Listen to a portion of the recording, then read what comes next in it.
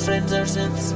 In this video, I want to talk a wee bit about songwriting because I know that this is something that a lot of people really struggle with. And I think part of the reason for that is that there's this kind of commonly perceived notion that in order to be good at songwriting, you have to have this kind of innate, natural ability. And this is something that I personally have had problems with for a long time. Now, I've been writing songs for about 20 years or so at this point, but when I first started, I remember quite vividly actually reaching out to this person I knew who was a fairly accomplished and successful songwriter at the time, and I was asking them for some advice or tips or insight or whatever in order to help me get better at songwriting. And he basically told me that if I wasn't good at it naturally, then there wasn't really much point in trying to be. Now, not only was this fairly unkind and extremely demotivating to a young person who was trying to learn to write music, it also, I realised as time went on, was total bullshit, because even though he probably was a fairly naturally gifted songwriter, and there are plenty of people like that, that doesn't mean that if you don't have a natural gift for songwriting like those chosen few, that you can't get better through taking some practical steps. And this is what I wanted to share in this video, because over the years, I have found certain things that have really helped me get much better at writing songs and much more comfortable with the whole process, and actually ultimately helped me enjoy it a lot more. So that's what I'm going to kind of impart upon you here. Now, obviously, I am not some wildly successful songwriter.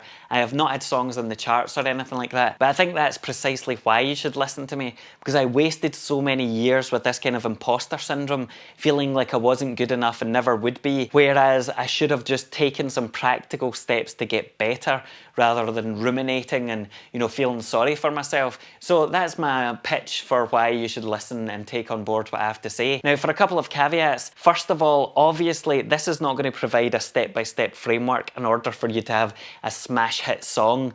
You're not going to be able to write an incredible song in the first try. This is about helping you find your own workflows and practical kind of bits and pieces that would make sense within your particular genre or for the way that you work, and also to help inspire you and let you see that you don't need to just have a natural ability to write songs. There are things you can do to help mold it to your own personal subjective feelings and preferences. Now, secondly, I am not going to be focusing on music in this, or really melody or composition or anything like that. I'm mostly talking about songwriting in terms of the vocals, the words, the lyrics and all that kind of element. So be aware of that, because the other parts are all very separate disciplines that we would need to address in an entirely different video. Anyway, with those caveats out the way, here are some of my tips for how to write songs. The first tip is to find some musical accompaniment that you enjoy and which can be repeated.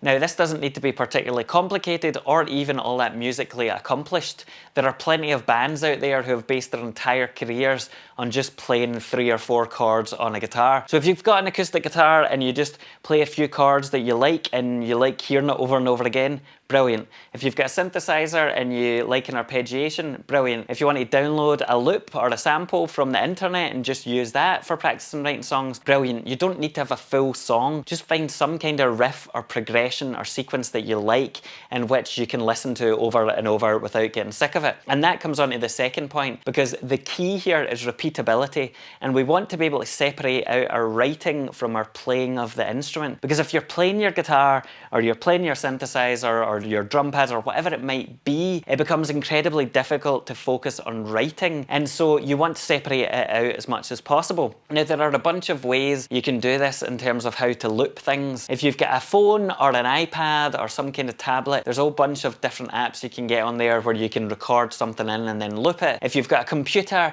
you can pick up an audio interface for dirt cheap now. If you look secondhand on Facebook Marketplace or something, you'll find one for 25 quid. The important thing is that you want to find a way to loop your phrase so that you can sit back, have it playing, and you can listen to it and write your song without having to worry about actually physically playing the instrument. My second tip relates to the environment that you're in when you're writing your songs. Specifically, you want to find somewhere that you're comfortable, not just physically though, somewhere that you're comfortable emotionally and mentally, and you feel free or able to make mistakes. So you might be the type of person that has a bunch of friends who, you know, you're entirely comfortable with, and they could sit there and play guitar and drums and loop the same piece over and over and over again indefinitely, and you would be able to experiment with your voice and not worry about what they think of you. If that's you, brilliant, do that. However, for me, the most comfortable way for me to write songs where I feel most effective and creative is in the house with my laptop in the studio here when nobody else is in, when I can make all sorts of weird and wonderful noises, I can sing out of tune, I can experiment and do things without worrying that anybody will hear me or think less of me or anything like that. So find somewhere that you're comfortable. That is the main tip for number 2. Now, tip number 3 relates to quite a big one, and that is how to find an idea of what to write about. And this can be quite difficult to explain, and it's also one I think that a lot of people get really stumped on, because I think there's this kind of pressure when you sit down with an empty piece of paper or whatever and a bit of music that you have, or at least for me, I always felt like I have to say something, I have to have something worth saying, I have to make like a political point, or I have to like tell a story, I have to have a message when I'm writing songs, and I think that's a mistake. And so one exercise that I would encourage you to try, if you're stuck for topics, find an everyday kind of story or a plot on a TV show or something like that, then use that as the basis of your song, and rather than trying to make a big kind of grand statement, explain or describe that particular setting. Now, to give you a practical example, because this all seems quite abstract at this point, my band Hog Wild on our most recent album, which we released a year or so ago, have a song called Fire in the Galley, and that song came about because I was watching a TV show called Below Deck, which is comprised of the various frivolities and adventures of a crew on board some kind of luxury yacht. But anyway, on one of the episodes, there's a fire on the ship's kitchen, and this single incident kind of, piqued my interest a wee bit. And so I began to think about what would happen in that scenario, outside of what actually happened on the TV show. And I began to think about, well, maybe they would have to worry about whether or not to wake up the captain, or whether they'd be worried that he'd get angry if they woke him up because they'd fucked up in the kitchen, or maybe they wouldn't be able to control the fire and they would have to jump overboard, but maybe, there'd be sharks in the water, all that kind of thing.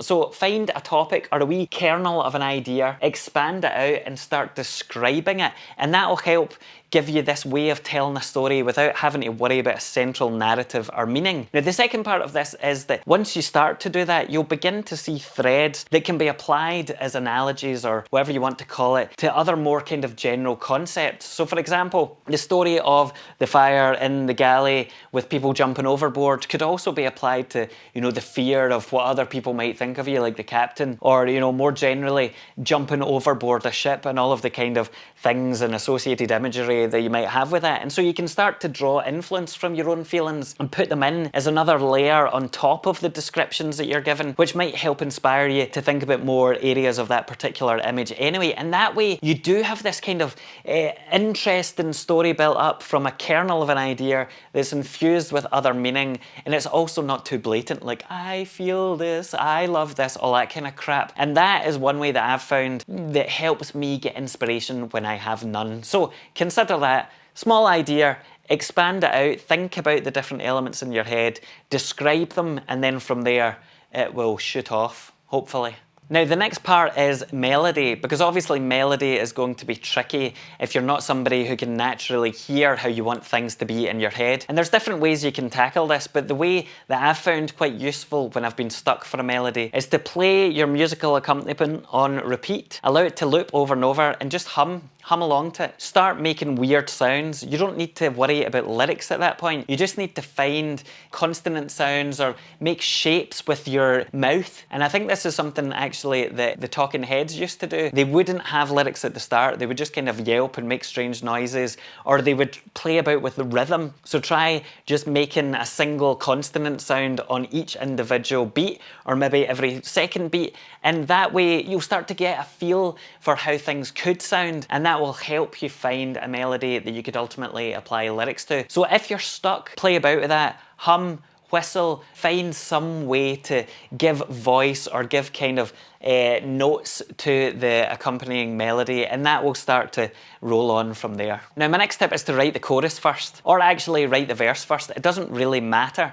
The important thing is that you don't want to see the song as one single block that you have to complete in one go, because if you do that, it becomes incredibly difficult to finish. It feels like a much bigger task if you have a single song that you're trying to do everything in one long screed. Write a verse that you think is really interesting, and then from there it it will start to open out. My next two tips relate specifically to the lyrics of your song, because if you're anything like me, you might write a verse you really like and then a chorus that you really like, but by the time you come to the second verse, you realise that you're not entirely sure what to say or where to go. And at this point, there's a couple of resources in particular that I think are really helpful for kind of opening your mind a wee bit and inspiring you to help you find other things to say. Now, the first one is this. This is a thesaurus, and I'm sure you're all familiar with what this does, but basically this allows you to look up a particular word, and this will give you a whole host of different words that have got the same or a similar meaning. Now, the thing about these in particular is that you can't just go in here and pick a word and then slot it into place in your song. You do need to know what it means, and people are kind of down on these for that reason, but what this does for me is help spark ideas. I don't just pick the words out here and use them blindly. I use them in my mind to think, oh, well, that makes me think of this, actually. And the reason I like a paper thesaurus instead of a digital one is because you can actually see the words that are adjacent, and you might spark ideas even though you haven't necessarily looked up that particular word. So for example, if I was to look up affectation, which is on this page, I would see the definitions of the other words here, but actually, or I'd see the other words here, but you know, over on the other page, I might see another word that actually makes me think of something else. And because of this kind of adjacency, as it were, I find the paper versions way better. Obviously, if you like digital, use that, but you can get these for like £1 or something on eBay or in your local bookshop or whatever it might be. So thesaurus is a really useful tool. The second tool that I find extremely useful, and which actually I didn't even know existed until a few years ago, is another paper thing,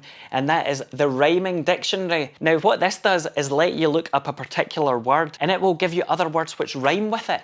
And this is such a handy tool for songwriting that it almost feels like cheating, but we're not going to go into that whole debate. However, this can really help when you have a word that you want to rhyme something with, but you can't really think what it should be. And similar to the thesaurus, this helps you look things up, give you a wee bit of inspiration. You don't need to blindly just rhyme everything using this, because that would be stupid, but use this as an additional tool to help put things together when you're kind of stuck in a bit of a block. And again, paper copy for me all the way with this. So those two specific things are really handy for the lyrical portion of your songwriting. And honestly, I wouldn't have written half of the songs I've written over the past few years if I hadn't used both of them to kind of help spark those different ideas. Now, my final tip is to record everything. So that means recording as you go along, but also record the thing when you're finished. And the reason that I think this is really important is that so many times I have tried to write songs just listening to music on my headphones, and I've come up with a brilliant melody or something like that. But when I've gone to sing it with the band, I've not been able to do it. And that's because, at least for me, when I'm listening to music and trying to come up with a melody in my head, that doesn't necessarily always reflect through into my own vocal ability or my vocal range. Whereas if you record your song or you record your vocals, you have to actually be able to sing it in order to record it. And if it doesn't sound good, then you'll know immediately. But the second thing that is really worthwhile about recording your stuff is that it helps with the actual songwriting process. You can hear if something rhythmically makes sense. You can hear if you want to change the melody, but also lyrically, it can help you guide the story or the narrative, or help, you know, show you where you might need to expand things, where you might want to add in additional lyrics or whatever it might be. So my biggest kind of final thing is to always record what you're doing. So hopefully that has been helpful. Again, this is not going to provide you with the tools to make a smash hit song, but hopefully it'll give you some inklings of ideas of what you can do. And I think really the biggest piece of advice is that this is your chance to be verbose. Like, don't hold back. Have fun with it. Play about with different words. It doesn't really matter whether or not it makes 100% sense. Really, all you want to do is regularly practice, write things often so that you get used to doing it and it becomes natural, and don't worry as much, which is something I guess I should tell myself. Anyway, if you've got particular tips for songwriting, please do share them below, because everyone's workflow is slightly different, and I think it's only because I started figuring out what other people did with songwriting that I got much better myself, and so I would love to hear what you do as well. If any of these have been particularly helpful as well, please tell me, because I need to be showered with gratuitous praise and adoration to validate my life. Goodbye.